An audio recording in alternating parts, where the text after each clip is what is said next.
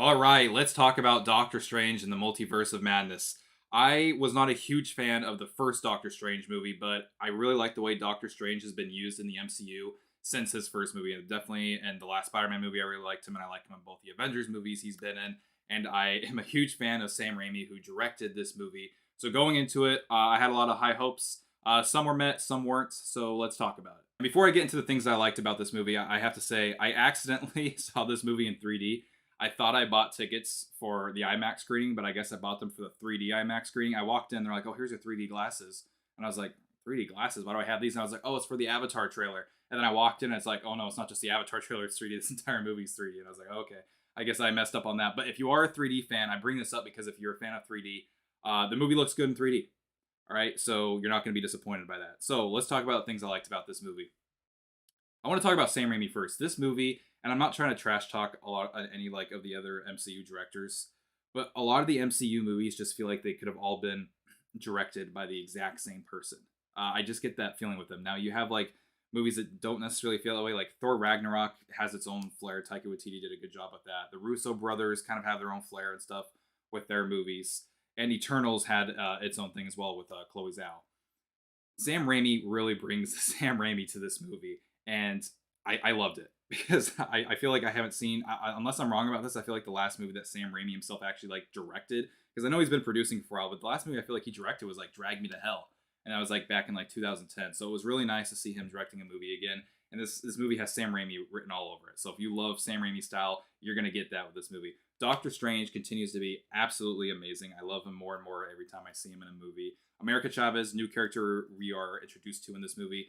It's kind of like Doctor Strange is the master, and America Chavez is the apprentice. He kind of takes her under his wing, and they have a really cool relationship in this movie, and I really like where that relationship went.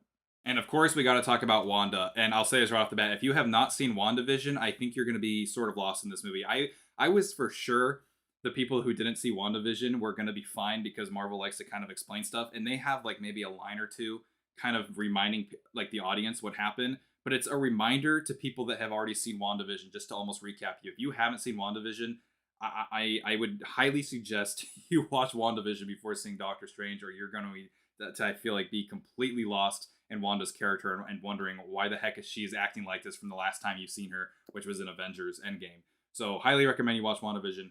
But Elizabeth Olsen really just absolutely killed it. And to me, she brought out the best performance out of anybody in this movie. And you could tell she just loves playing Wanda. All right. And from everything she was doing from Wanda, and as you've seen the trailer, she's the Scarlet Witch as well, which that costume looks really badass. She brings it. And it's her scenes and everything that she does, it's very emotional. A lot of that is because of her performance, but a lot of that is also because the great music by Danny Elfman, who does another fantastic job in this movie. And Danny Elfman also worked on the original Spider-Man trilogy with Sam Raimi as well. So we kind of got those two coming back to collab together, which is really great. Now, those are kind of my positives for this movie. All right, you got America Chavez, just to recap. America Chavez is positive. You got Doctor Strange, you got WandaVision, Sam Raimi directing, and the music are all really cool. Now, this is where my issue with the movie kind of comes from, and this is where I feel like it's kind of more. It's not even just an issue with this movie. It seems to be kind of an issue with the MCU as a whole and how Kevin Feige likes his movies to be. Um, this movie starts going places that I feel like this is going to be really cool, and it's starting to get darker and darker. And I'm like, I really like the way this is going. And Sam Raimi is the perfect director to kind of have for this, to kind of have certain tension and have certain like maybe jump scares and stuff like that. But it's starting to go in this direction, and then all of a sudden it's like the movie pulls back. And I didn't appreciate that because it really felt like this movie was really trying to do something different. And then it's almost yanking you back at some point where it's going, and then it like halts on the brakes and it does like a complete 180 and it does something else instead. And a lot of that happens in the third act of the movie. And I didn't, to me, that wasn't for me. I know some people, when they go into Marvel movies, they like the feel good movie, and I'm not saying there's anything wrong with the feel good movie. I'm not saying there's anything wrong with like a little like having like a bow on top, almost like ending stuff on a happy note. But for me, it seems so sudden based off of where the movie was going, and I feel like I would have really respected the storytellers more and everything else had they just kept on the track that they were going. And this is sounding really vague, and I get that it's sounding vague, but it's because I'm not trying to give any spoilers away. And that's like really the only way I could really say this stuff without there being spoilers. But there's a lot of cool homages in this movie that Sam Raimi does. Like there's a scene where a character is chasing after a bunch of other characters, and that character has a limp to them, and it's basically cut out right from the first Terminator movie, where the T-1000 chasing after Sarah Connor and Kyle Reese, and he's got that limp and he's going down the hallway. So there's a lot of really cool homages to this movie. Sam Raimi, once again, I keep singing his praise in this movie because he did a fantastic job.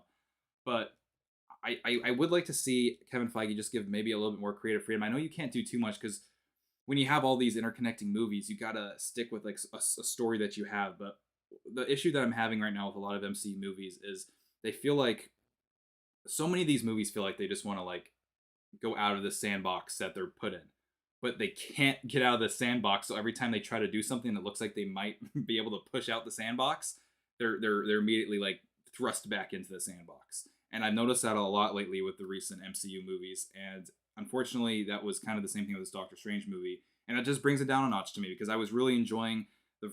I'd say, but this movie's like 2 hours long, so I was really enjoying like the first hour and a half of this movie, maybe hour and 40, and then it just kind of it pulls back, and I didn't like that pullback parts. Some people that I went to the theater with like that. Other people I think I've been seeing online have kind of the same opinion I have. So it's really something that when you go and see the movie, you're gonna have to find out for yourself whether you enjoy that or not. But it's still a great time in the theater. And ultimately, when we go and see movies, we're trying to have a great time. And I still really do recommend Doctor Strange in the Multiverse of Madness. I think it's a very fun movie. It's not a great movie. If it wasn't for that thing just pulling me back, I probably would call it that. But you know what? It's a good movie. And not every single MCU movie needs to live up to the hype of like an Endgame or anything like that. It's a fun movie. I like it a lot more than the first Doctor Strange. It's amazing in 3D. And I feel like if you're a fan of Marvel, you're a fan of the MCU, or if you're just a fan of Sam Raimi, and you want to see what he's doing behind the camera, you're going to really enjoy this movie. And anyways, if any of you have seen Doctor Strange and the Multiverse of Madness, let me know what you thought about it in the comment section down below. And as always, I hope to see you back in my next review.